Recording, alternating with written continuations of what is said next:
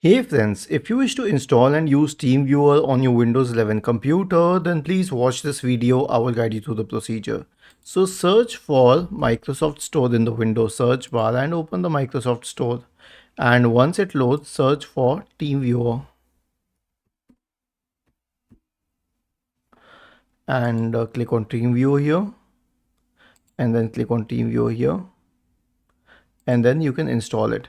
Alternatively, you can also use the Bing search bar for it. So open Microsoft Edge and search for TeamViewer download.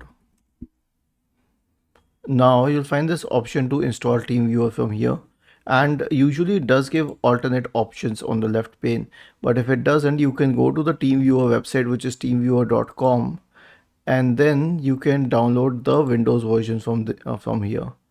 But I always suggest that the best method to download TeamViewer is through the Microsoft Store, because it will install it instantly without pushing malware to your system. If you try installing it from the website, you may have to install alternative applications as well, like some browser plugins and all.